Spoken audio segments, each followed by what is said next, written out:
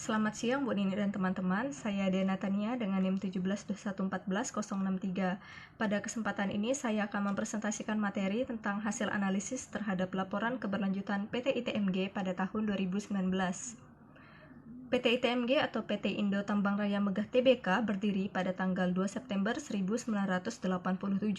Perusahaan ini bergerak di bidang pertambangan batu bara melalui anak usaha. Jadi, perusahaan ini memiliki 7 anak usaha yang menjalankan usaha pertambangan batu baranya dan tersebar di beberapa daerah di Kalimantan, yakni Kalimantan Tengah, Kalimantan Timur, dan Kalimantan Selatan. Sebelumnya, saya akan menyampaikan beberapa review singkat. Pertama, laporan keberlanjutan perusahaan ini sudah melaporkan 60 pengungkapan JRI, di mana 43-nya itu sudah memenuhi seluruh persyaratan pelaporan dan 17 lainnya baru memenuhi sebagian persyaratan pelaporan.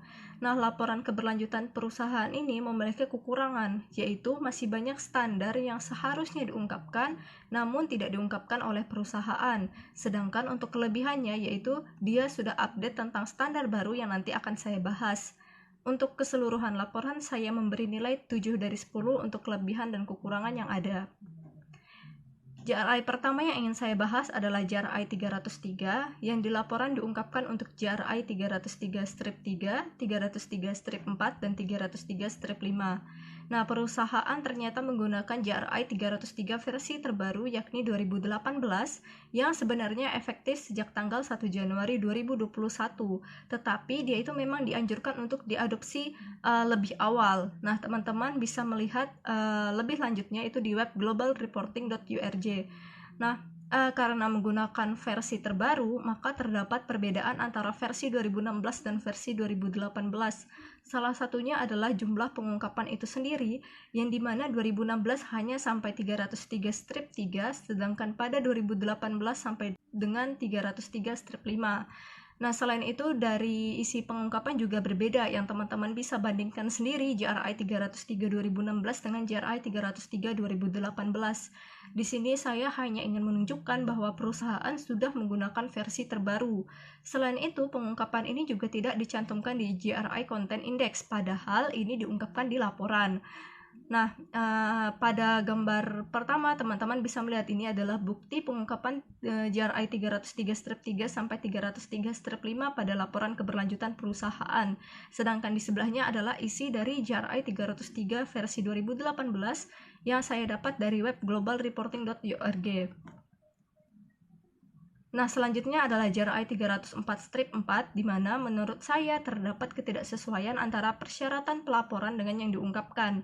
Nah, pengungkapan ini itu seharusnya melaporkan jumlah total dari spesies daftar merah IUCN dan spesies daftar konservasi nasional dengan habitat dalam wilayah yang terkena efek operasi organisasi berdasarkan tingkat risiko kepunahan. Tetapi oleh organisasi, pengungkapan wilayah reklamasi itu juga dianggap sebagai bagian dari pelaporan dari pengungkapan ini, yang teman-teman bisa lihat seperti pada gambar di samping, yakni realisasi kegiatan reklamasi di lokasi tambang itu ditulis 304-4. Padahal menurut saya hal ini itu tidak cocok dikatakan sebagai pengungkapan JRI 304-4, karena yang diminta adalah jumlah total spesies, bukan jumlah lahan.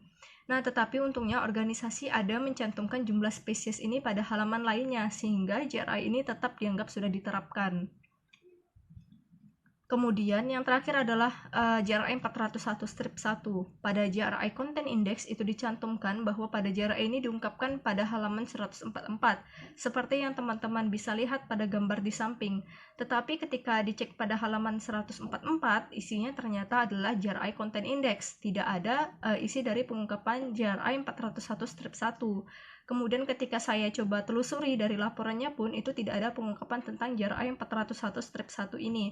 Nah, teman-teman bisa melihat gambar di atas adalah yang tercantum pada JRI Content Index, dan di bawahnya itu di halaman 144 sama sekali tidak ada pengungkapannya. Nah, karena itulah meskipun dicantumkan pada JRI Content Index, saya tetap menganggap bahwa JRI ini itu tidak diterapkan karena tidak tercantum di laporan. Nah, demikian presentasi dari saya. Apabila ada salah kata, saya memohon maaf. Sekian dan terima kasih.